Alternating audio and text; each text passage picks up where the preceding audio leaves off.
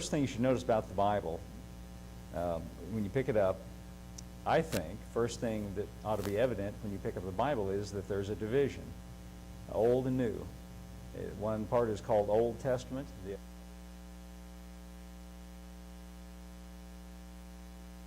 obvious thing about the Bible, even if you didn't know anything else about it, you should notice that.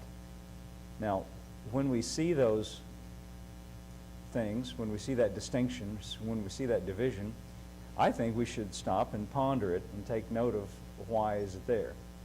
Why is there a division? Why is it not one unbroken whole? Why do we make a distinction or a division? Well, one thing is Jesus in the new. Jesus has appeared. He didn't appear and come into the world with no effect, you see.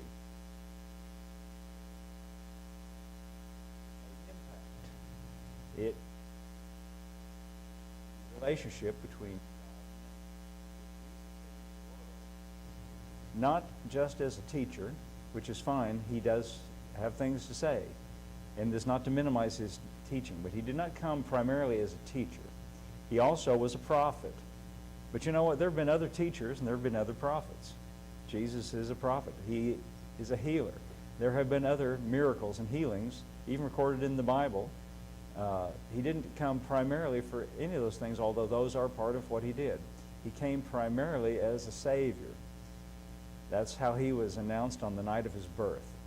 If you read it in Luke's Gospel, of course, even if you don't read it, if you just watch television, you'll see the Charlie Brown Christmas special at Christmas time, and Linus gets up at the end and he quotes it.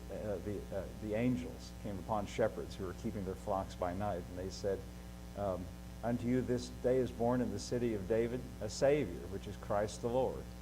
So we bring you good tidings, good tidings of good things that shall be to all people. And it was good news. He said, this is good news, a Savior is born. Well, Jesus was born and came into the world. His primary function, from which everything else flows, is to be a Savior. Now, the thing about that is, Jesus being a Savior means that you no longer, or you are not expected to save yourself. Does that make sense? If he's a Savior, then God sent him to do that, then he does not expect us to make that happen ourselves. And as a matter of fact, as we begin reading in the New Testament, we find out that that's pretty much impossible. That's one of the revelations we obtain from the New Testament, that to be in right fellowship, to be in right relationship with a perfect God, you yourself have to be also perfect, or you don't qualify. But the good news is Jesus is a perfect Savior. So if you're not perfect, you have to put your trust in a perfect Savior who is himself perfect. Jesus in his person and in himself is everything and fulfills all requirements for what God requires man to be. He lives up to everything. He lives up to all the requirements and all the conditions, whereas all of us fall short of that. So, because Jesus has come into the world as a Savior, we relate to God through him and not through ourselves. And that's the big difference between the Old Testament and the New Testament. When we come to this book of Romans, which is the central document, I think, one of the central documents in the New Testament, written by a man who was not initially a follower of Jesus. This man we call the Apostle Paul. It says that at the top of the page, on page 1 of Romans. The Epistle of Paul the Apostle. That's kind of a tongue twister if you say it. The Epistle of Paul the Apostle. I saw a story one time about a Sunday school class where the teacher was trying to, teach the children, all these Bible words. And so one of the questions on the test was, what is an epistle? And the child said, well, the epistle is the wife of the apostle. No, that's not quite it. That's a good guess, though. That makes kind of sense in a way. The epistle is a letter. That's what it means, the letter of Paul the Apostle. But the thing that's most notable about Paul the Apostle is that he was not one of the followers of Jesus when Jesus was on the earth. In fact, he doesn't, as far as what he says, as far as we know, he didn't even see Jesus or hear him speak or have any contact with him whatsoever during his earthly ministry. He became Paul the Apostle after the death and resurrection of Jesus.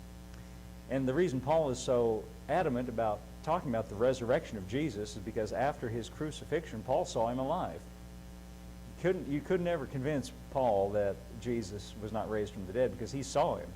In fact, when he saw him, it made such an impact on him that it blew him off of his horse, knocked him down. He was on the road, and it knocked him off of his horse, if you read his account of it. And so as he's laying in the dust in the road, on the road to Damascus, and this bright light shining around about him, a voice from the light said, Saul, in those days he was called Saul, why are you persecuting me? And he said, who are you, Lord? And he said, I'm Jesus, the one you're persecuting. But rise, stand up on your feet, for I have appeared to you for this purpose, to make you a witness of the things which you've seen and the things of the which I will appear unto thee. That's what he told him. The things you've seen, in other words, what you're seeing right now, and the things that I will reveal to you when I appear to you in the future. So Jesus took this man Saul, and he sent him. He appeared to him and gave him information. And that's what's contained in these letters. And he sent him to Gentiles. Now, in our modern world, we don't really think of that distinction. But in the Old Testament world, in the world of the Old Testament, there was a very exclusive covenant between the nation of Israel and God. And the Old Covenant, the Old Testament, containing the law and everything else, was exclusive to a limited group of people. Everybody else were called Gentiles, outsiders. But Jesus appeared to this man at that time called Saul, who will later change his name to Paul, because according to the text, Saul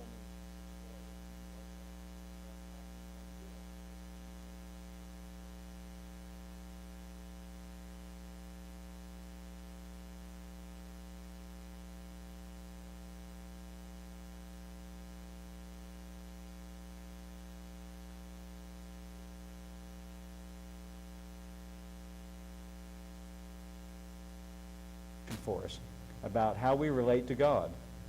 Now, the reason we should read it, and the reason it's important is, well, let me say why it's not. It's the reason that we read the Bible and study the Bible, and especially these writings of Paul. It's not because we get special brownie points with God if we read the Bible. It's not like he's got a big chart and he puts a gold star on your day if you read the Bible. And the converse is also true. It's not like he's disappointed if you don't read the Bible one day. We make these sort of laws and rules for ourselves. It's not that you get any moral benefit. It's because it contains information that is vitally useful to us. Because here's the truth about being a human being. Human beings have instinctive ideas about God. Human beings envision things about God in their imagination. If you go around the world and look at different groups of people in different places in the world who have never heard about Christianity or any other religions, they still have ideas about God. Part of what I do at the college, part of what I teach, requires me to read a lot about various parts of the world, because I teach about the music in different parts of the world. And oftentimes, and is most often the case, the music grows out of religious practices. And actually in Western music it does too. Western music grows out of church music in Europe. But that's true around the world. So I have to look into what are the religious ideas that gives birth to this music. And I find that everybody everywhere has ideas about God. But you know what? In your imagination, and don't imagine that it's only limited to some group of, some tribal people in Africa or in the South Pacific or something of that kind. It's us too. Everybody has imaginations and ideas about God. And the things that we instinctively think about God are not necessarily the case. We can be mistaken. Charlie, I know what's wrong. I think I know what's wrong with it, Charlie. It's got there's a reset button on the compressor, and it's been going out.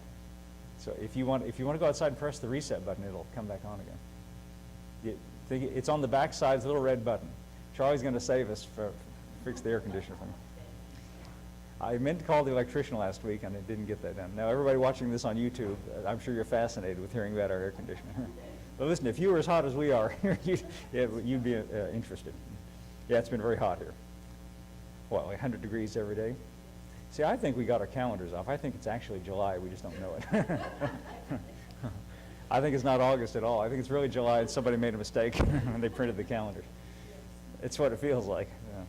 Because back in July and in June, it felt like springtime. It was pretty nice. Remember, we had 70 degrees back there in July. We were glad about that then. So I hope Charlie didn't get lost in the forest. There's also a bunch of trees back there. I should have warned him about that. At least there's no wild animals. Anyway, this man Saul, who changed his name to Paul, he was given by Jesus revelation, understanding. He was made to understand how in the New Testament, since the coming of Jesus, since the death of Jesus on the cross, how do we, or how are we expected to relate to God? How have things changed? Because they have changed. Now, some people say, well, it's the same God today as it was in the Old Testament. Yes, the same God today, but in the Old Testament there was no mediator. There was no Jesus. And the presence of a mediator, the presence of Jesus, makes everything different in the way we relate to God. Now, here's the thing we need to always keep in mind. If there's no Jesus in the picture, what we have, let's just say before Jesus came, without Jesus in the picture, what we have is a righteous and holy God on one side, who is also a judge, who has to judge fairly. And we are all down here on the earth flawed. Now, some of us, we like to think we're not as bad as other people, and that's the way we think. We think in terms of relative morality. And as long as I'm better, as long as I can find somebody worse than me, then I think I'm okay. But the truth of it is none of us are good enough. It's told to us in the Psalms, and Paul quotes it again in this book of Romans, there is none righteous from God's point of view. Nobody's good enough. There's none righteous, no, not one. And furthermore, we're told that the wages of sin is death. So if this righteous and holy God is going to judge fairly with all of us, and if all of us have failed, which we all know that we have, if we're honest. Did it work, Charlie? Good. All right. Yay, we got the air conditioning back. We were just commenting about the people who might watch this on YouTube, how they'll be fascinated with our discussion about the air conditioner. But if they were as hot as we are, they just need to sympathize a little bit. So anyway, if we can just get through this morning, I'll call the electrician on Monday. Hope you didn't get lost in the forest back there. I also got to call the tree removal person. Get rid of those trees. That's part of the problem, I'm sure. Anyway, so the Apostle Paul has information. Oh, what I started to say was, if you take Jesus out of the picture, you've got a righteous God on one side and flawed, unrighteous us on the other side.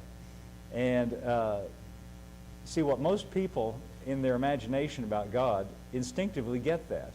See, I think, even without any revelation, I think most people in the world, including us, even sometimes Christians, unless we inform ourselves better, we have this instinctive knowledge that there's a righteous and holy God, and then in moments when we're honest with ourselves, we know that we are not, we don't live up to what most people would agree about is I haven't lived up to what I could have done. I could have done better, you know. I've never met anybody yet who says, I'm perfect, I've never done anything wrong.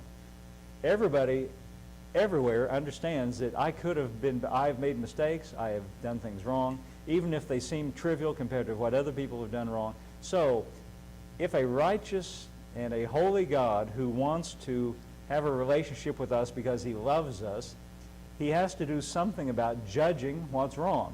Well, that's where Jesus comes in.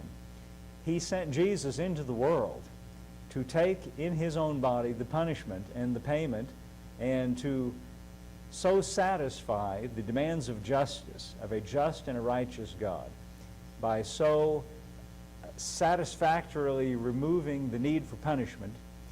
That becomes then the good news of the gospel, that Jesus has removed all barriers and all obstacles between us and God. And now there stands nothing between us and God except our own refusal to come near to him. That's where faith comes in. So in this book of Romans, Paul is writing to Christians in Rome, he says, that he has not met. We know from the opening verses he doesn't know them, but he says, I want to come to you.